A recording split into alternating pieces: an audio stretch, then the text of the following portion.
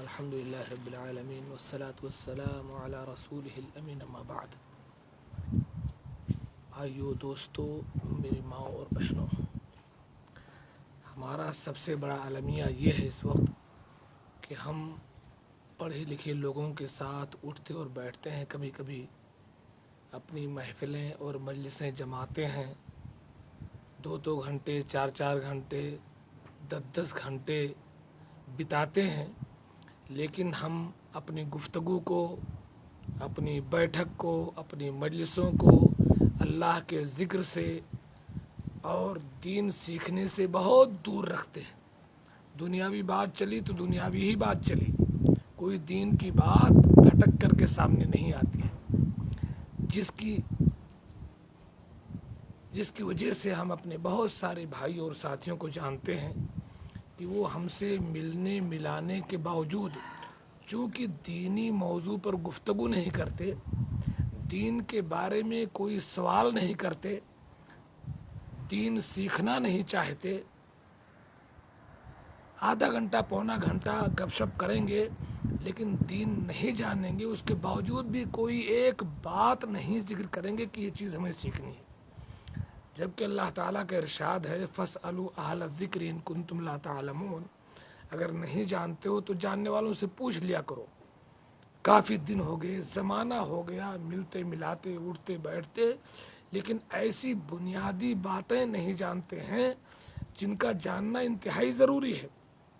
ابھی ہمارے ایک ساتھی نے جو ٹھیک ٹھاک پڑھے لکھے ہیں اور جو ہے مجلسوں میں شریک ہوتے ہیں، لیکن چونکہ سوال جواب نہیں کرتے ہیں، اس سے محرومی کا نتیجہ یہ ہے کہ انہوں نے ایک سوال یہ کیا کہ اگر کوئی شخص عمرے کے لیے جائے تو طواف کے بعد اور سعی کے بعد باہر نکل کر کے بال کٹاتے ہیں یا بال حلق کراتے ہیں، تو وہ کہتے ہیں کہ اگر وہ احرام باندھنے سے پہلے ہی بال کٹوا لے تو کیا مشکل ہے۔ یعنی زمانہ ہو گیا اور آپ یہ سوال کرتے ہیں تو تعجب ہوتا ہے۔ کبھی یہ بھی فون پر کی بات ہے، کبھی محفل میں مجلس میں بیٹھ کر کے عمرہ کا طریقہ نہیں سیکھے، 10 بار عمرہ کر چکے ہیں اور اب تک یہ بات آج پوچھ رہے ہیں اگر بعد میں بال نہ کٹا کر کے پہلے ہی فارغ ہو جائے تو کیا مشکل ہے۔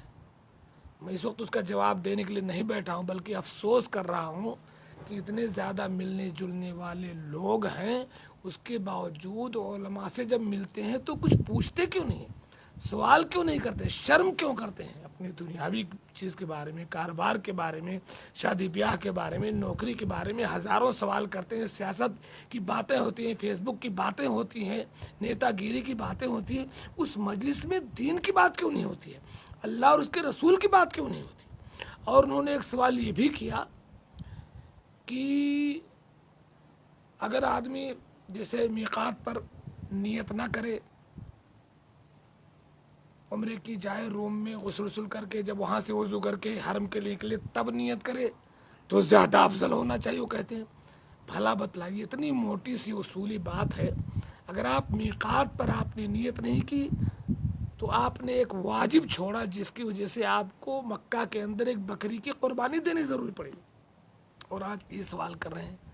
تو یہ تو فقہی بات ہے، عقیدے کے بارے میں ایسی بہت ساری باتیں ہیں، شرک میں مبتلا ہیں، بدعات میں مبتلا ہیں، ساتھ میں اٹھتے بیٹھتے ہیں، چائے پیتے ہیں، مجلسوں میں بیٹھتے ہیں، لیکن کبھی ایسا کوئی مسئلہ نہیں چھیڑتے کہ کہیں ہم پھنس نہ جائیں، پکڑے نہ جائیں، کہ ان کو پتہ چل جائے گا کہ صاحب یہ شرکیات میں مبتلا ہے، بدعات میں مبتلا۔ اب ہم آپ کے ساتھ رہتے ہیں، اب ہمیں کیا پتہ کہ آپ کیا کر رہے ہو، آپ کوئی چیز ظاہر نہیں کرو گے، آپ کوئی چیز پوچھو گے نہیں تو کیسے پتہ چلے گا کہ آپ کس شرک میں، کس بدعات میں مبتلا ہے۔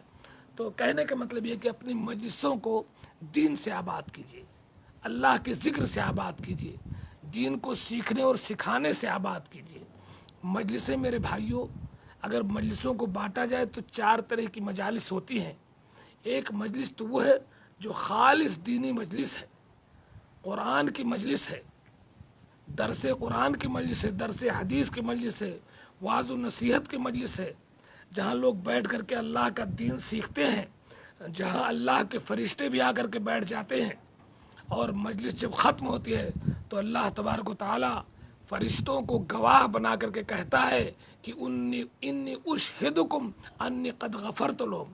اس مجلس میں، دین سیکھنے والی مجلس میں، اللہ کے ذکر کی مجلس میں جتنے بھی لوگ شریک ہوئے، اس مجلس کے تمام لوگوں کو ہم نے بخش دیا. یہ سب سے مبارک مجلس ہے. ہماری مجلسیں ایسی ہونی چاہیے. لیکن ظاہر بات ہے ہمیشہ یہ تو نہیں ہو پائے گا. کبھی کبھی ہم اپنے دوسری ضروریات کے لیے بھی بیٹھتے ہیں.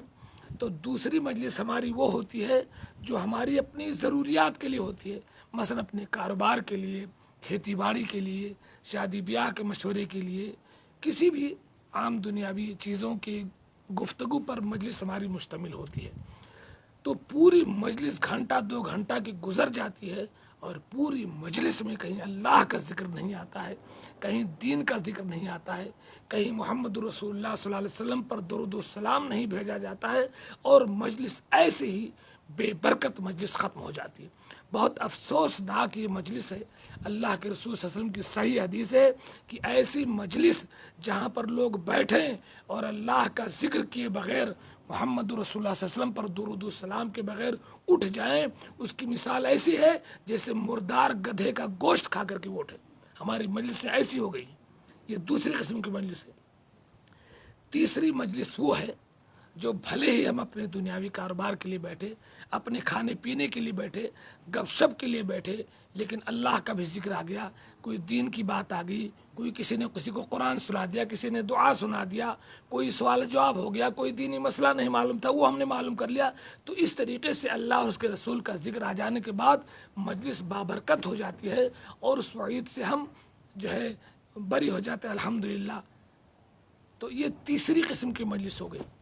چوتھی مجلس وہ ہے جو پیور حرام مجلس ہے، جوا کی مجلس، شراب کی مجلس، ڈراموں اور فلموں کی مجلس، گالی گلوچ کی مجلس، غیبت اور چغلی کی مجلس. یہ حرام اور جہنم میں لے جانے والی چیز ہے. تو کہنے کا مقصد یہ ہے کہ ہم اپنی مجلسوں کو اللہ کے ذکر سے اور دین سیکھنے سے آباد کریں.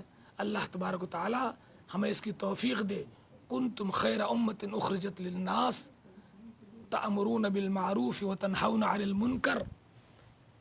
تم ایک بہترین امت ہو، تم لوگوں کو نیکی کا حکم دیتے ہو اور برائی سے روکتے ہو. حال یہ ہے مجلس میں ہم بیٹھ جاتے ہیں، غیبت ہوتی ہے، چغلی ہوتی ہے، کوئی کسی کو گالی دے رہا ہوتا ہے، اور ہمارے اپنی عزت بچانے کے چکر میں ہم اس کو منع تک نہیں کرتے کہ تو کیوں گالی دیتا ہے، کیوں غیبت کرتا ہے، کیوں جھوٹ بولتا ہے. مزہ لینے کے لیے پوری مجلس میں ہم مزہ لیتے ہیں. حرام ہے ایسی مجلسیں. مجرم ہیں آپ.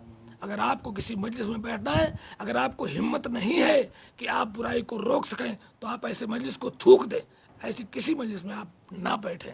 اللہ کے لیے اچھے لوگوں کے ساتھ بیٹھیں، اچھے بننے کی کوشش کریں. ہمت رکھیں کہ برائی پر ٹوکیں گے، اور ہمت رکھیں کہ اگر آپ کو کوئی ٹوکے گا تو آپ برداشت کریں گے.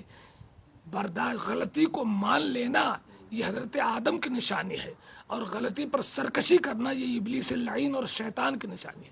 میری آواز کے بارے میں آپ کو بتا دوں، میری آواز میں بہت تکلیف ہے. آپ سوال کریں، اللہ آپ کو جزائے خیر دے. دعا کریں اللہ تعالی میری آواز کو صحیح کر دے. کل سے ہی پریشانی ہے اور آج صبح سے تکلیف بہت زیادہ بڑھ گئی ہے، آواز کھل نہیں رہی ہے. بھائیوں سے گزارش کروں گا کہ اللہ تعالیٰ سے دعا کریں کہ اللہ تعالیٰ مجھے شفا دے. آخر میں دعا کرتا ہوں، اللہم انی اعوذ بکا من زوال نعمتکا وتحول عافیتکا وفجاءت نقمتکا وجمیع سخطکا. آمین. وآخر دعوانا ان الحمدللہ رب العالمین. السلام علیکم ورحمۃ اللہ وبرکاتہ.